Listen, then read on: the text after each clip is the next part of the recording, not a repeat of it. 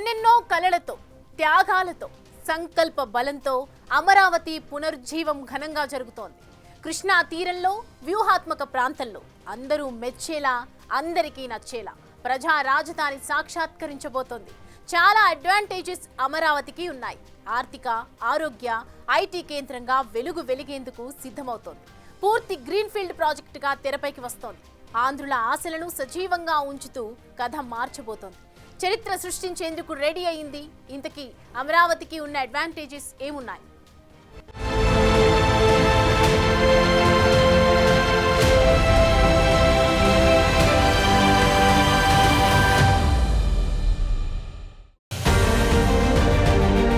అదిగదిగో అమరావతి,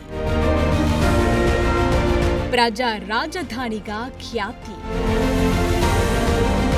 ఆంధ్రుల కలలకు వారధి, భవిష్యత్ ఆశలకు సారథి, చరిత్ర సృష్టించే విశ్వ నగరి. అవును, పీపుల్స్ క్యాపిటల్ రీబోర్న్ అయ్యేందుకు అంతా సిద్ధమైంది. ప్రధాని మోదీ చేతుల మీదుగా మే 2వ తేదీన అమరావతి పనుల పునఃప్రారంభానికి సమయం ఆసన్నమైంది. ఈ నగరానికి ముగింపు లేదు. పడిలేచిన కెరటంలా ప్రజలకు వెన్నుదన్నుగా నిలిచేందుకు సగర్వంగా సిద్ధమంటోంది. అందుకే ఇది అమరాపురి.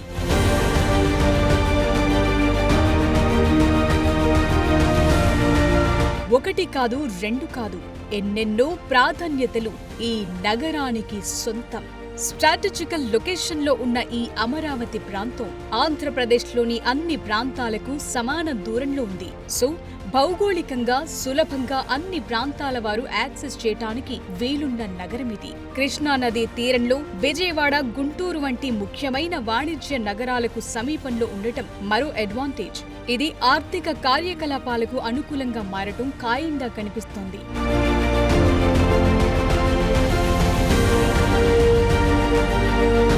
అమరావతిని గ్రీన్ఫీల్డ్ ప్రాజెక్టుగా డెవలప్ చేస్తున్నారు. ఇందులో latest infrastructure, smart city technology, సమర్థవంతమైన సిటీ ప్లాన్ ఉంది. సింగపూర్ స్ఫూర్తితో రూపొందిన డిజైన్లు, పర్యావరణ సమతుల్యత, జీవన ప్రమాణాలు పెంచే భవిష్యత్ నగరం ఉండబోతోంది.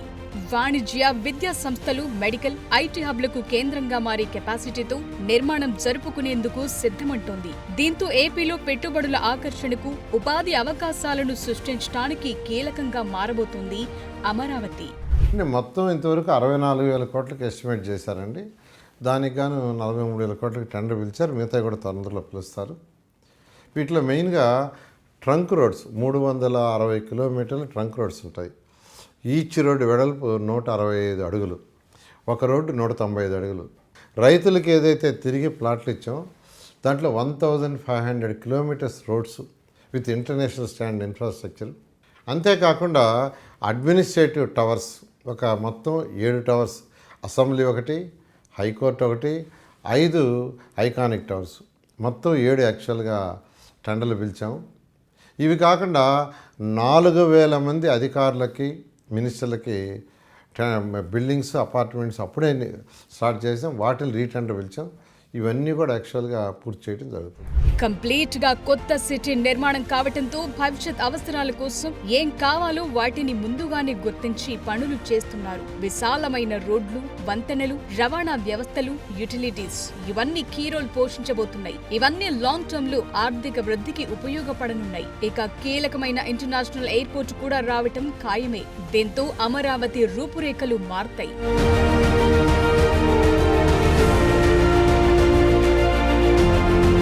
అమరావతి ప్రాంతం చారిత్రక వారసత్వ వారధిగా, భవిష్యత్ ఆశల సారథిగా ఉండబోతోంది. బౌద్ధ స్తూపాలు, శాతవాహన వంశ వారసత్వ సంపదతో పర్యాటక ఆకర్షణగా ఉండబోతోంది. అమరావతి అభివృద్ధిలో గ్రీన్ స్పేస్లు, జలవనరుల రక్షణ, సౌరశక్తి వంటి పర్యావరణ అనుకూల విధానాలకు ప్రాధాన్యత ఇస్తారు. ఇది స్థిరమైన అభివృద్ధికి దోహదపడుతుంది. అమరావతిలో ఏర్పాటయ్యే ప్రతిదీ అంతర్జాతీయ ప్రమాణాలతో రాబోతుంది.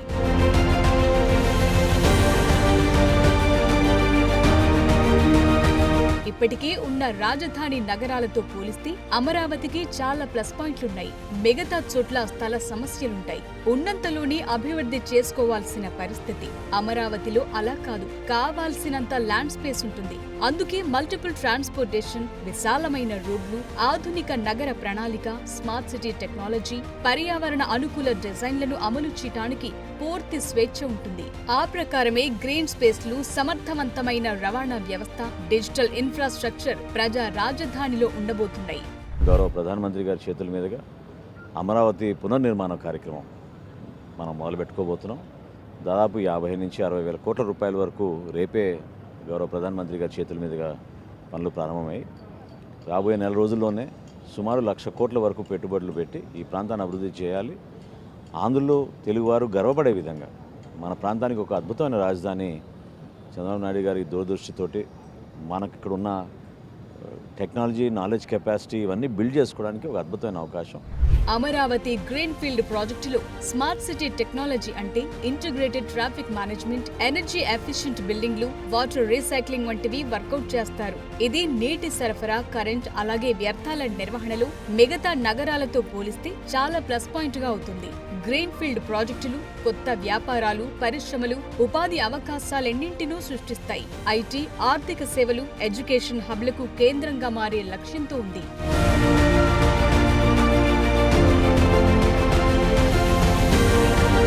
అమరావతిలో గ్రీన్ ఫీల్డ్ ప్రాజెక్టులు 50% కంటే ఎక్కువ భూమిని గ్రీన్ స్పేస్లు, నీటి వనరులు, పర్యావరణ సంరక్షణకు కేటాయించారు. ఇది స్థిరమైన అభివృద్ధికి ఎగ్జాంపుల్ గా నిలుస్తోంది. అమరావతి డిజైన్ అంతర్జాతీయ నగరాలతో పోటీ పడేలా ఉంది. ఇది కొద్ది కాలంలోనే విదేశీ పెట్టుబడులను ఖచ్చితంగా ఆకర్షిస్తుంది. ప్రపంచంలోనే టాప్ 5 నగరాల్లో అమరావతిని ఒకటిగా నిలిపే ప్రయత్నాలు జరుగుతున్నాయి.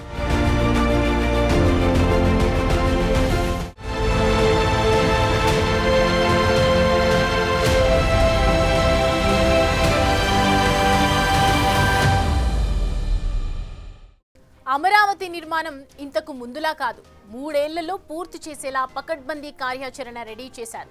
గతంలో ప్రభుత్వం మారడంతో రాజధాని నిర్మాణం పూర్తిగా ఆగిపోయింది.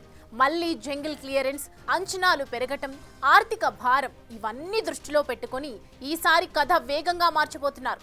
3 ఏళ్లలో పూర్తి చేయాలంటే ఎన్నో మల్టిపుల్ స్ట్రాటజీస్ అమలు చేయాల్సి వస్తుంది.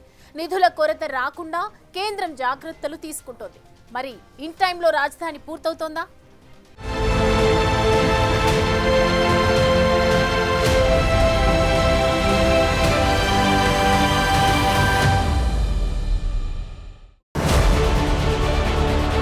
అమరావతికి తిరుగులేదు, భవిష్యత్తులో ఎదురులేదు, ఆధునికతలో తగ్గేదే లేదు,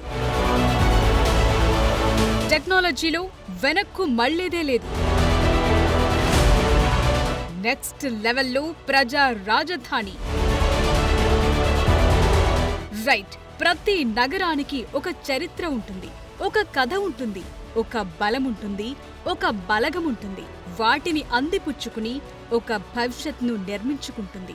ఇప్పుడు ఆంధ్రుల కలల రాజధాని అమరావతి కూడా అదే చారిత్రక వారసత్వాన్ని పుణికిపుచ్చుకుని అద్భుత నగరంగా, నెక్స్ట్ జనరేషన్ సిటీగా నిలవటానికి సన్నద్ధమవుతోంది. ఐకానిక్ టవర్స్ తో కథ మార్చేయబోతోంది. యావత్ ప్రపంచమే అబ్బురపడేలా తన కథ తానే రాసుకుంటోంది మన అమరావతి.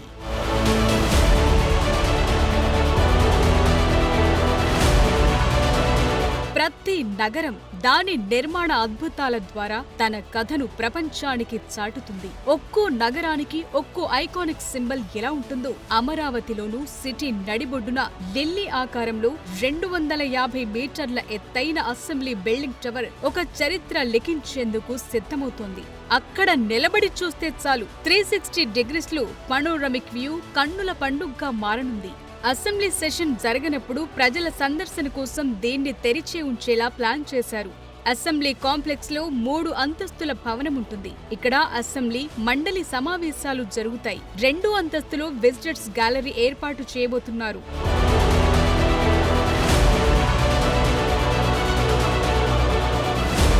217 చదరపు కిలోమీటర్ల విస్తీర్ణంలో అమరావతి అద్భుతమంతా సాక్షాత్కరించబోతోంది. సచివాలయ భవనం 4 టవర్లుగా 50 అంతస్తుల ఎత్తులో ఉంటుంది. అన్ని ప్రధాన డిపార్ట్మెంట్లు ఇందులోనే ఉంటాయి. అంతేకాదు రాజధానిలో 9 సబ్సిటీస్ ఉండబోతున్నాయి. ఒక్కొక్కటి ఒక్కో ప్రాధాన్యత. నయా రాయ్పూర్, గాంధీనగర్ కొత్త నగరాలుగా తెరపైకొచ్చాయి. అయితే అక్కడ జనం స్థిరపడకపోవటం, ఎకానమీ ఇంజిన్లుగా మారకపోవటం కొత్త నగరాలపై కొత్త డౌట్లు తీసుకొచ్చాయి. అయితే అమరావతి విషయంలో మాత్రం అన్ని జాగ్రత్తగా స్టడీ చేశారు. క్యాపిటల్ సిటీ నిర్మాణం పూర్తయ్యాక అభివృద్ధి రాత్రికి రాత్రి జరిగేది కాదు. అయితే అభివృద్ధి దిశగా నడపాలంటే ఏం చెయ్యాలన్నది కూడా ఇప్పుడే ప్లాన్ చేసి పెట్టారు. ప్రారంభంలోనే నగరం ఆర్థికాభివృద్ధికి ఆయువు పట్టుగా ఉండాలంటే ఇండస్ట్రీల వల్లే సాధ్యం. అందుకే నెక్స్ట్ జనరేషన్ ఇండస్ట్రియల్ జోన్ ను గ్రీన్ ఫీల్డ్ గా తీర్చిదిద్దబోతున్నారు. వీటితోనే ఉపాధి అవకాశాలు పెరుగుతాయి, జనం రాక కూడా పెరుగుతుంది. అప్పుడే క్యాపిటల్ సిటీలో ఎకానమీ బూస్టప్ అవుతుంది.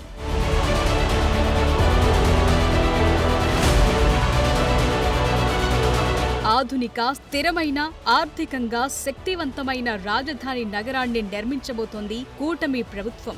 2019-2024 మధ్య నిలిచిపోయిన పనుల్ని పట్టాలెక్కిస్తున్నారు. 3 ఏళ్లలో అద్భుతమే సృష్టించేలా కార్యాచరణ రెడీ చేశారు. ఏపీ రాజధాని ఏది అని ఎవరైనా అడిగితే సగర్వంగా అమరావతి అని చెప్పుకునేలా తీర్చిదిద్దబోతున్నారు.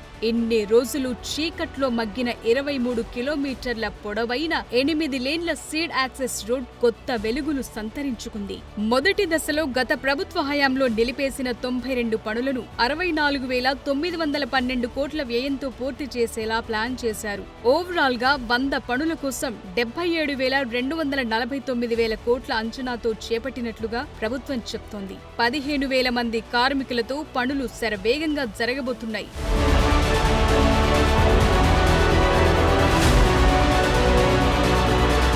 వరల్డ్ బ్యాంక్, ఏడీబీ చెరు 6,700 కోట్ల చొప్పున మొత్తంగా 13,400 కోట్లిచ్చేందుకు అంగీకరించాయి. కేఎఫ్డబ్ల్యూ బ్యాంక్ 5,000 కోట్లిస్తోంది. హడ్కో నుంచి 11,000 కోట్లు రుణంగా తీసుకోనుంది ఏపీ ప్రభుత్వం. కేంద్రం మరో 15,000 కోట్లు మ్యాచింగ్ గ్రాంట్ గా ఇస్తోంది. ఏపీ పునర్విభజన చట్టం సెక్షన్ 94(3) ప్రకారం ఆంధ్రప్రదేశ్ రాజధాని నిర్మాణానికి అవసరమైన సాయాన్ని కేంద్ర ప్రభుత్వం అందించాలనే నిబంధన ఉంది. ఆ ప్రకారమే ఇప్పుడు కేంద్రం కూడా పూర్తిగా సహకరిస్తోంది. ప్రధాని మోదీ అమరావతి పనులను స్వయంగా పునఃప్రారంభించబోతున్నారు. బ్యాంకులు, ఫండింగ్ ఏజెన్సీల నుంచి నిధులు తీసుకోగా మిగిలిన వాటిని భూములు మార్టిగేజ్ చేయటం, అమ్మకాలు, లీజ్కివ్వటం ద్వారా సేకరించబోతున్నారు.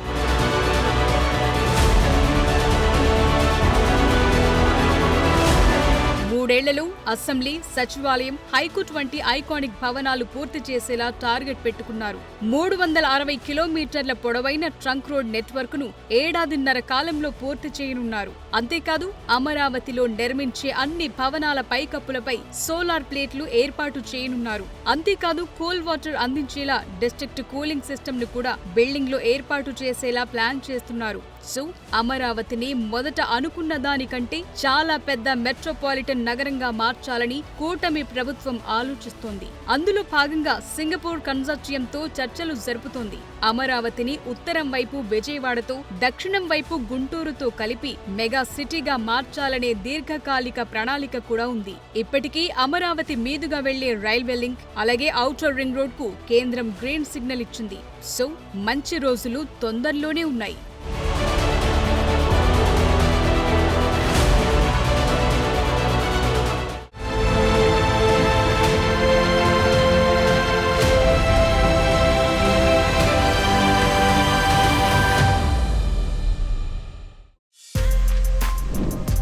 For more videos like this, subscribe Big TV channel.